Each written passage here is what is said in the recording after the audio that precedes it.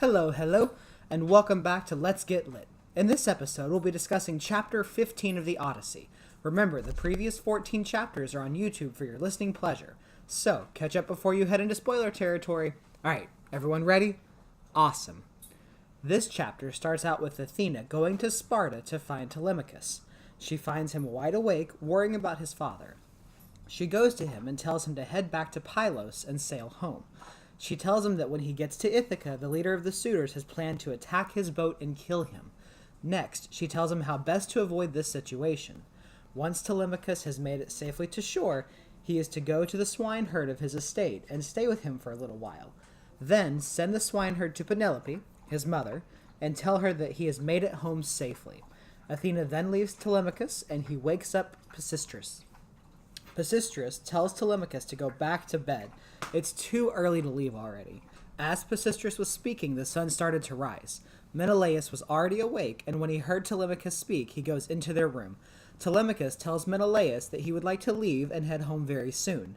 Menelaus tells him that he will send him away very soon, but first needs to get all the gifts to the chariots. They then shall be on their way. Also, he wanted to prepare a large dinner for Telemachus first.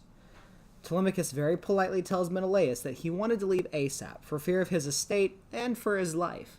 Menelaus at once had all the servants prepare meats, and all the people of the house went at once to get his gifts. They all returned and gave him everything. Menelaus gave Telemachus a double cup, a silver platter made from Hephaestus, and Helen gave him a dress for his future wife, made by her own hands. Telemachus accepts the gifts, and Menelaus takes everyone to eat. They all eat and drink to their fill. Telemachus and Pisistratus then went to their chariots. Menelaus brings out wine goblets, and they make one last offering to the gods. After they had made their offering, a giant eagle with a goose in its mouth landed on Menelaus's arm. Everyone took this as a sign, but they didn't really know the significance. Helen interpreted the sign as Odysseus coming back to take his revenge. The two men then set out, and they rode off.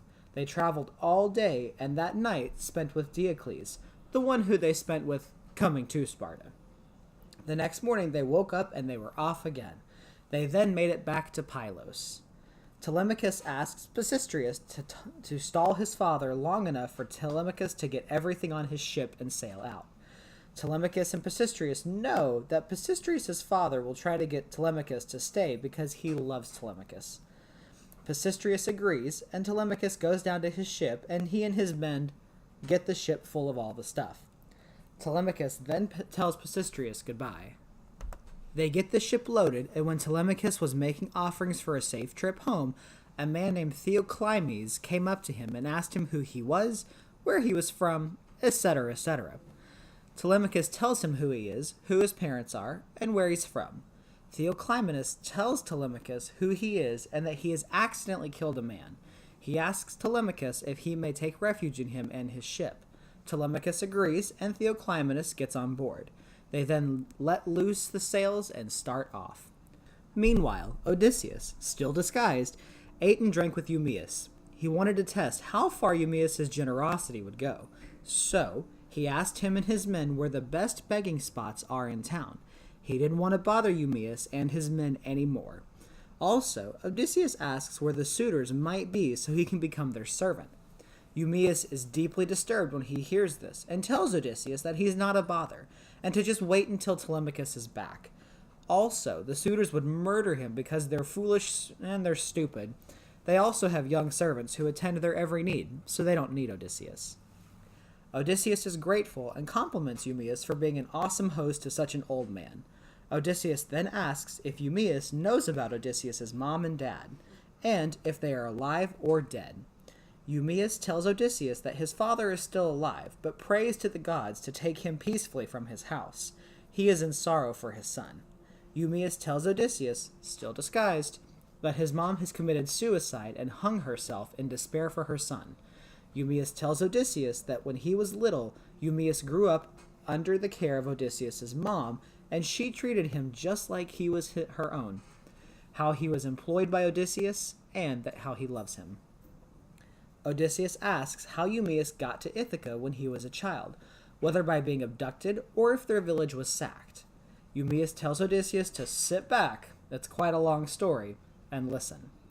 Eumaeus is from Syria. a country that was split into two people.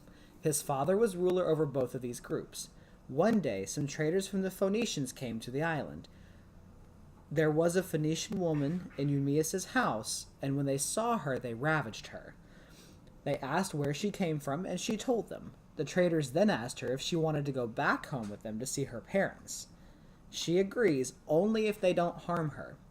They agree to this, and she tells them not to talk to her as she goes back to the house she works for. She will steal gold from the house and also steal the youngest boy, who is Eumaeus, whom, if they sell at foreign ports, will get a lot of money for him. For a whole year the woman stole from her master's house gold, jewelry, and so much more. When the right time had come, she made off to their ships with him and a few more treasures. They sailed for 6 days, and on the 7th, Artemis killed the woman and the men threw her overboard. They then made their way to Ithaca, where Laertes, father to Odysseus, found the child, fell in love with him, and bought him. Odysseus tells him thank you for his story, and they then go to sleep. Meanwhile, Telemachus keeps rowing, and they make it back to Ithaca. He tells his men to go to town, but leave him on the outskirts. He has to go to one of the swineherds and look after him. Theoclymenus asks what he should do or where he should go. Telemachus tells him to go to Eurymachus, not Telemachus' house. A hawk then flies and lands on Telemachus' right arm. Theoclymenus tells him that this is an omen of good luck.